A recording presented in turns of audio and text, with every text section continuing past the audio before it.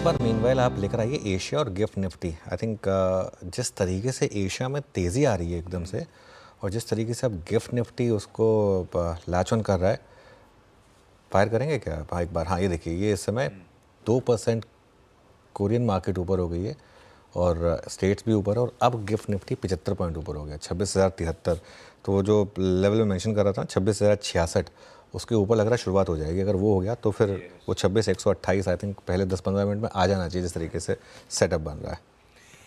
रखिए भाई, एशिया बढ़िया इंप्रूव हो रहा है, मोमेंटम पकड़ रहा है, यूएस के फ्यूचर्स अच्छा कर रहे हैं और गिफ्ट निफ्टी अब 75 अंक मजबूती के साथ शुरुआत होने के इंडिकेशंस देता हुआ। अब आइए आज के खबरों वाले स्टॉक्स पे, या तो वो स्टॉक्स इन न्यूज होंगी या ब्रोकरेज रडार होगा। तो हर्षदा और कंचन दोनों आपको आपकी स्क्रीन पे नजर आएंगे, एक एक करके इनसे बातचीत करेंगे। पहले हर्षदा के पास चलेंगे। वैसे आप दोनों को गुड मॉर्निंग। हर्षदा के पास चला जाए, 5 स्टार फाइनेंस और आस्क ऑटोमोटिव। हर्षदा, क्या अपडेट्स हैं? Good morning. 5 स्टार फाइनेंस में यहाँ पर कुछ पी प्लेयर्स दरअसल अपनी कुछ हिस्सेदारी ऑफलोड करते हुए दिखाई देंगे। नियरली 19.22% स्टेक पी इसके पास है, वो ऑफलोड करने के लिए सामने आते हुए दिखाई देंगे। तो ये एक अपॉर्चुनिटी आज आप स्टॉक के लिहाज से भापेंगे ज़रूर। ब्लॉक डील के जरिए ये सौदा होता हुआ दिखाई देगा। अब वो डिटेल्स भी आपके सामने आएंगी कि किस प्राइस पर रफली ये स्टॉक ऑफलोड होता हुआ दिखाई दे सकता है आज के सत्र में। डील की फ्लो प्राइस करीब 768 रुपीस प्रति शेयर तय है, इसीलिए ये स्टॉक आज फोकस में है। और डील साइज करीब $517 मिलियन के आसपास आका जा रहा है। दूसरी तरफ आस्क ऑटोमोटिव में आप जो अपडेट आ रहा है यहाँ पर, दरअसल एक OFS लॉन्च हो रहा है और आज नॉन रिटेल पार्टिसिपेट करेगा। कल रिटेल के लिए दरअसल ये OFS खुलता हुआ दिखाई देगा। OFS के जरिए कंपनी करीब 516 करोड़ फंड रेज करती हुई दिखाई दे सकती है, या फिर वो बेस साइज 469 करोड़ का है और फिर एक ऑप्शन है कि और 50 करोड़, लेकिन ये ग्रीन शो ऑप्शन बहुत छोटा रखा है इन्होंने, करीब 50 करोड़ के आसपास का।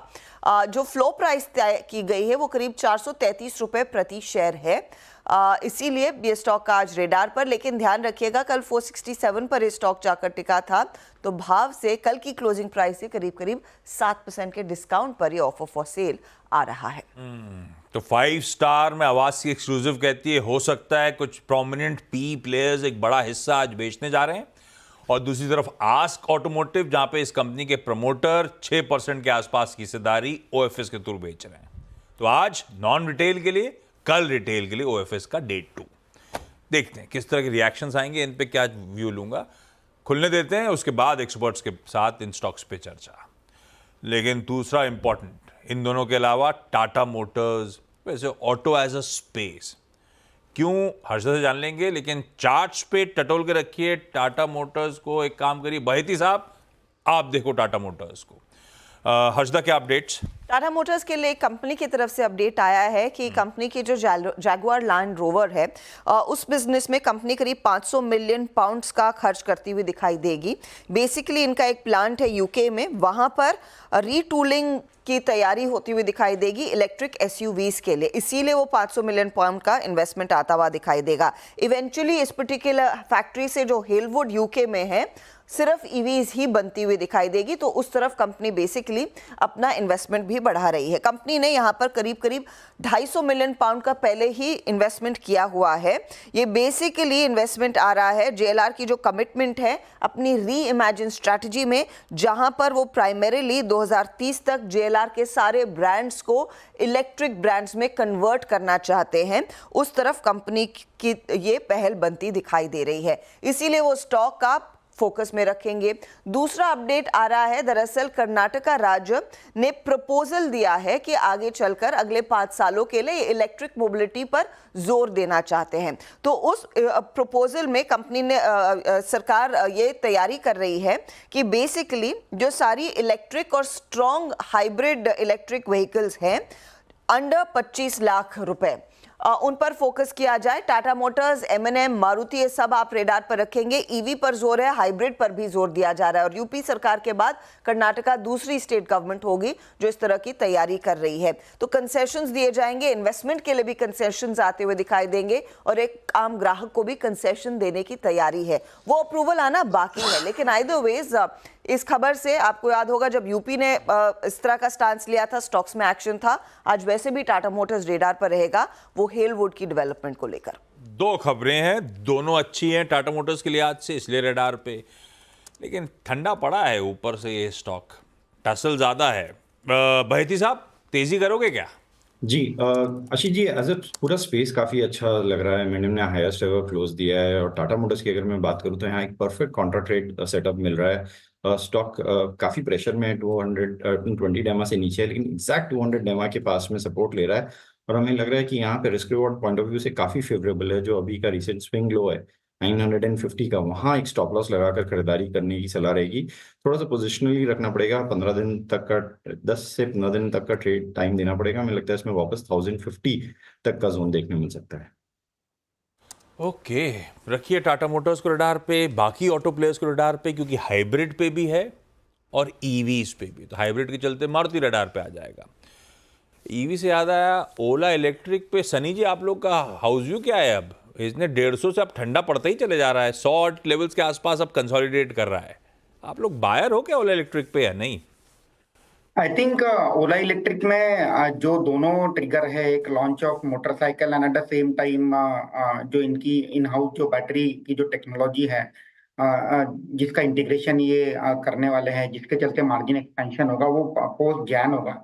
तो एज ऑफ नाउ मुझे लगता है कि 1 या 2 क्वार्टर के जो नतीजे हैं में भी कोई बहुत ज्यादा एक्साइटमेंट नहीं देखने मिलेगा। At the same time electric two wheeler space में हमने देखा है जो इनकम्बेंट प्लेयर्स है जैसे बजाज, टीवीएस, इन्होंने मार्केट शेयर गेन किया है लास्ट मंथ, और ओला इलेक्ट्रिक का मार्केट शेयर थोड़ा घटा था। तो मुझे लगता है कि थोड़ा सा ये नंबर्स को देखकर थोड़ा स्टॉक प्रेशर में आया। आई थिंक ये लॉन्ग टर्म की स्टोरी है, जहाँ जो प्रॉफिटेबिलिटी है, पाथ टू प्रॉफिटेबिलिटी आने में समय लगेगा 2 से 3 साल का। तो अगर किसी का लॉन्ग टर्म का होराइजन है तो डेफिनेटली ओला इलेक्ट्रिक को देख सकते हैं। But at a current juncture looking at profitability, EV play करने के लिए मुझे लगता है कि TVS motor is the best bet in a two wheeler segment. Two wheelers में टीवीएस मोटर ज्यादा प्रिफर्ड ईवी प्ले करने के लिए, और टाटा मोटर्स पे तो बहती साहब ने अपना व्यू शेयर कर ही लिया है। वेदांता मानस चार्ट आप खोलना, हर्षदा के अपडेट्स। एक और बोर्ड बैठक और एक और डिविडेंड पर विचार होता हुआ दिखाई देगा। ये चौथा इंटरिम डिविडेंड के लिए बोर्ड मिलता हुआ दिखाई देगा। 8 अक्टूबर को कंपनी की बोर्ड बैठक है, और आशीष आप देखिएगा किस तरह के डिविडेंड पे आउट्स आते हुए दिखाई दिए। ये मई है, वो एम कट गया है। मई 2024 में 11 रुपए का डिविडेंड दिया गया था, अगस्त 2024 में 4 रुपए का डिविडेंड आया, सितंबर 24 में 20 रुपए का डिविडेंड आया, और अक्टूबर में दोबारा बैठक होगी डिविडेंड पे आउट को लेकर। तो ये फिलहाल अपडेट वेदांता की तरफ से, अब देखना होगा वो साइज कितना होता है। प्रोड्यूसर साहब अभी तक आईटी के हैंगओवर से निकले नहीं है, तो उन्होंने असेसमेंट ईयर लिख दिया है, लेकिन ठीक है। ये वेदांता की बोर्ड में डिविडेंड डोल आउट की तैयारी, लेकिन मानस मेटल्स अच्छे मूव ऑलरेडी डिलीवर कर चुका है, वेदांता पे व्यू क्या बन रहा है? देखिए, मेरा समझना है कि मेटल में मूव अभी स्टार्ट हुआ है। बहुत सारे मेटल काउंटर्स रिवर्सल के साइन दिखा रहे हैं या तो ब्रेकआउट दिखा रहे हैं। तो वेदांता एक ब्रेकआउट केस है। मेरे ख्याल से यहाँ पर आप एक पोजीशन ट्रेड ले सकते हैं। करंट लेवल्स पे खरीदारी करिए। 459 के नीचे आपको स्टॉप लॉस लगाना है, और कम से कम 520 रुपए के टारगेट सेट करना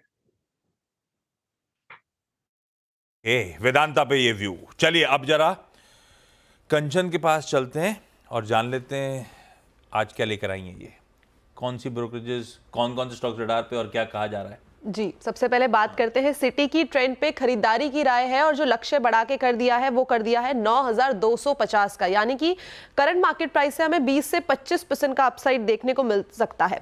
अब जो सिंगल फॉर्मेट से मल्टी फॉर्मेट में कंपनी का ट्रांसफॉर्मेशन हुआ है, उससे उसके जो रेवेन्यू है उसमें अच्छा खासा एक पुश देखने को मिला है। अगर फिस्कल ईयर 19 से लेकर 24 की बात करी जाए तो इसमें करीबन 36% का अपसाइड आया है, और फाइनली अब जो ट्रेंड है मल्टी कैटेगरी प्लेयर बन गया है। अगर हम फिस्कल ईयर 24 से लेके 27 की बात करें तो रेवेन्यू, एबिटा और पैट में हमें करीबन 41%, 44% और 56% रिस्पेक्टिवली एक अपसाइड देखने को मिल सकता है। इसमें एक चीज ध्यान रखने वाली है कि जो वेस्ट साइड और जूडियो से सप्लाई चेन और लर्निंग का फायदा उठाते हुए जो इनकी रिटेल चेन है स्टार, उसको टर्न अराउंड किया जा रहा है। इनके जो बाकी के पायलट प्रोजेक्ट्स है जैसे कि मिसबू, समो और मास जेवी, उनको भी तेजी से स्केल अप करने की तैयारी की जा रही है, और ट्रेंड को pan Asia high conviction focus list में भी शामिल कर दिया है। ट्रेंड हो गया। दूसरा कोई? जी, नोमुरा की राय है क्रॉम्पटन कंज्यूमर पे, यहाँ पे खरीदारी की राय है और जो लक्ष्य है वो 498 कर दिया है। कंपनी ने कहा है कि जो उसका प्रीमियमाइजेशन का फोकस है वो सारे ही जो सेगमेंट है उस पर ट्रैक पर चल रहा है। लॉन्ग टर्म में जो पर्टिकुलरली अगर हम फैन सेगमेंट की बात करें तो कंपनी का मानना है जो गवर्नमेंट की तरफ से स्ट्रिक्ट रूल आए हैं एफिशिएंसी नॉर्म पे, वो इसको और भी ज्यादा आगे चल के एक बूस्ट दे सकते हैं। मॉडर्न ट्रेड और ई कॉमर्स जैसे ऑल्टरनेट चैनल्स पर भी काफी ज्यादा ध्यान दिया जा रहा है। अब बटरफ्लाई के बारे में मैनेजमेंट ने कहा है कि रीस्ट्रक्चरिंग पूरी की पूरी कंप्लीट ऑलमोस्ट हो ही चुकी है और हमें सेकेंड हाफ में रेवेन्यू के अंदर एक अच्छी खासी ग्रोथ आगे देखने को मिल सकती है। रखिए ट्रेंड। अगर आपको वैल्यूएशंस रिलेटेड कंसर्न है तो भाई साहब अभी ठंडा नहीं पड़ रहा है क्या, 9000 के टारगेट्स और क्रॉम्पटन कंज्यूमर पे ऑलमोस्ट 500 के लक्ष्य के साथ ब्रोकरेज की रिपोर्ट्स आती हुई। हर्षदा कुछ लार्ज ट्रेड भी हुए कल, कौन कौन से? कल इनफैक्ट दोपहर में हम सीपीआर मिल में वो लार्ज ट्रेड देख रहे थे आशीष, तो उस पर एक अपडेट आया कि प्रोमोटर केपी रामास्वामी ने करीब 974 करोड़ तक का स्टॉक ऑफलोड किया। लगभग 1 करोड़ शेयर यानी कि 3% की इक्विटी को इन्होंने ऑफलोड किया है। एसबीआई म्यूचुअल फंड ने इसमें से करीब 97 लाख शेयर खरीदे हैं, तो हाथों हाथ वो सौदा होता हुआ दिखाई दिया। दूसरा रेडार पर था अदानी ग्रीन, जहां पर promoter entity hibiscus trade and order investment holding ने 2.96% स्टेक कंपनी में खरीदा है। हिबिस्कस ने करीब 2 करोड़ शेयरों के जरिए 1.27% इक्विटी लिया। ये जुलाई 30 से सितंबर के बीच हुआ है, सितंबर 18 के बीच, और आर्डर ने ही इस पीरियड के दौरान लगभग 2.5 करोड़ शेयर लिए हैं, अमाउंटिंग टू 1.69% इक्विटी। ये पहले हुए सौदों का अपडेट आया है। साथ ही साथ आपको याद होगा कल इजी ट्रिप प्लानर्स की ब्लॉक डील हुई थी, उसमें निशांत पिट्टी ने कहा था कि वो 8% तक का स्टेक ऑफलोड करेंगे, लेकिन जो आज सुबह में अपडेट आया है वो ये कहता है कि कल प्रोमोटर ने 14% तक का स्टेक ऑफलोड किया है, लेकिन ऑफ कोर्स यहां पर इन दो फंड्स ने वो माल खरीदा। मतलब 8 बोला था, बेचा 14, इसीलिए वो स्टॉक पिटे ही चले जा रहा था कल। खैर ये लार्ज ट्रेड वाले काउंटर्स हो गए जो आपको रडार पर रखने हैं। कोई केपीआर मिल, अदानी ग्रीन में तो over a period of time promoters की बाइंग है, नॉट कल की, लेकिन केपीआर में कल प्रोमोटर की सेलिंग है और एक फंड की उसमें बाइंग। खैर हर्षदा बाकी के स्टॉक से न्यूज। आईडीएफसी एक रूटीन अपडेट है, एनसीएलटी ने अप्रूव कर दिया है मर्जर ऑफ फाइनेंशियल होल्डिंग्स और आईडीएफसी, जो इवेंचुअली आईडीएफसी फर्स्ट का हिस्सा बनते हुए दिखाई देंगे। हिंदुस्तान कॉपर का बोर्ड इनफैक्ट सोच रहा है कि कॉपर और टेलिंग का जो प्लांट है उसे बेचा जाए। इसके लिए गवर्नमेंट ऑफ इंडिया की भी अप्रूवल की जरूरत होगी। अगर वो होता है तो और फंड्स कंपनी के हाथ में आते हुए दिखाई देंगे। वो स्टॉक आप रेडार पर रखेंगे। इन्फोसिस ने कोलैबोरेट किया पोलस्टार के साथ, भारत में ही बेंगलोर में एक टेक्नोलॉजी हब दोनों कंपनियां मिलकर खोलती हुई दिखाई देंगी। पीबी फिनटेक को लेकर थोड़ी सी डेवलपमेंट्स आई है, वो मैं आपके सामने पेश करना चाहूंगी। सीएनबीसी टीवी 18 के सोर्सेज से खबर ब्रेक हुई है कि पीबी फिनटेक आगे चलकर हेल्थ केयर स्पेस में उतरने की तैयारी कर रहा है। अब कंपनी एक एग्रीगेटर है इंश्योरेंस बेचने के लिए। पीबी फिनटेक इनफैक्ट एक्सप्लोर कर सकता है कि खुद की हॉस्पिटल चेन खोली जाए। ये बेसिकली एक और level of value creation health care system को देगा। अच्छा, इस पर ध्यान रखिएगा, यशीश दहिया ने अपने प्रीवियस अर्निंग कॉल में मेंशन किया था, लेकिन इस पर कुछ फाइनल डिसीजन नहीं बना है। उनको लगता है कि एक बड़ी खामी हो जाती है कि चीज़ें प्रोसेस करने में, और अगर खुद की हॉस्पिटल चेन होगी और ये इंश्योरेंस भी बेच रहे हैं वो इनफैक्ट तालमेल बैठेगा। ये ये रिवर्स प्रोसेस है जो हमने नारायणा हेल्थ केयर में देखी थी। आशीष आपको याद होगा, नारायणा हेल्थ केयर हॉस्पिटल्स चलाती है और देवी शेट्टी ने कहा कि हमारे लिए एक अपॉर्चुनिटी है इंश्योरेंस स्पेस में उतरने की, और ठीक पीबी फिनटेक उसका उल्टा कर रहा है। इंश्योरेंस बेचती है, हॉस्पिटल स्पेस में उतर सकती है, इस पर विचार हो रहा है। ये दोनों स्टॉक्स में एक इंटरेस्टिंग चीज़ है, पीबी फिनटेक में और उससे पहले जो इजी ट्रिप हुआ था, दोनों का अगर आप प्राइस पैटर्न देखेंगे, आई थिंक पीबी फिनटेक में मार्केट को कहीं ना कहीं ये शायद रिस्क दिख रहा था काफ़ी टाइम से। 2 हफ्ते से ये स्टॉक, जबकि बाकी न्यू एज कंपनी ठीक ठाक कर रही थी, गिरना शुरू हो गया था। एक बार इसका स्टॉक दिखा देते हैं पीबी फिनटेक का और स्क्रीन पर, और उसके बाद ये खैर कल का है, इसका थोड़ा उस देखिए टॉप जो बना था वहाँ से ऑलरेडी 2 दिन में ये स्टॉक आई थिंक बाजार पे मूव पसंद नहीं आएगा, बाजार को लॉजिकल डाइवर्सिफिकेशन में उतर रहे हो। एब्सोल्युटली। पीबी फिनटेक की जो सबसे बड़ी यूएसपी है वो है इंश्योरेंस बेचना। बढ़िया प्लेटफॉर्म प्रोवाइड, बढ़िया प्लेटफॉर्म, सबसे शानदार प्लेटफॉर्म है, ठीक है। तो ये आई थिंक मार्केट को शायद थोड़ा रिस्क था। इजी ट्रिप की जहाँ तक बात है, इजी ट्रिप ने गिरना शुरू कर दिया था समहाउ जिस दिन उन्होंने वो मालदीव्स वाला ट्वीट किया था, उस दिन के बाद से गिरे जा रहा है स्टॉक। और इनफैक्ट ये देखिए, और काफ़ी मतलब ये मुझे काफ़ी इंटरेस्टिंग है जिस तरीके से स्टॉक गिरा है पिछले कुछ महीनों में। रखिए इन काउंटर्स को रडार पे। एक आईडीएफसी फर्स्ट बैंक की चर्चा हुई थी। सतपथे साहब आप चार्ट देख दो जरा, क्योंकि कुछ करके नहीं दे रहा स्टॉक। खैर एनसीएलटी अप्रूवल अच्छी खबर होगी, पर रिएक्शन आना ही नहीं आना पता नहीं। चार्ट्स कैसे प्लेस्ड है? आशीष जी, मुझे लगता है कि आईडीएफसी फर्स्ट का चार्ट में कंसोलिडेशन दिखता है। अगर आप डेली चार्ट देखो तो बहुत क्लैरिटी मिलती है। इसका जो बेस बना है वो 70 के आसपास बना है और ब्रेकआउट का लेवल है 75 का। ये 75 के ऊपर ब्रेकआउट देगा तो इसका जो टारगेट अनफोल्ड होगा तो वो रहेगा पोजिशनली एटलीस्ट 84 85 का, या जो जो रिसेंट हाई। मुझे लगता है एट दिस लेवल आपका रिस्क जो है वो थोड़ा कमी है, तो it will be a by about 70। जिन्हें रिस्क लेना है वो 70 के ऊपर इसे बाय करे, पे बाय करे चाहे तो। स्टॉप लॉस रखे 68 का। जैसे मैंने कहा पहला रेजिस्टेंस 75 का आएगा, वो निकले तो फिर 85। के रखिए इसको रडार पे। इस नोट पर एक काम करा जाए, आज के इस मुनाफे की तैयारी को समेटते हैं, ब्रेक लेते हैं और ब्रेक के उस पार जब लौटेंगे तो आज का पहला सौदा।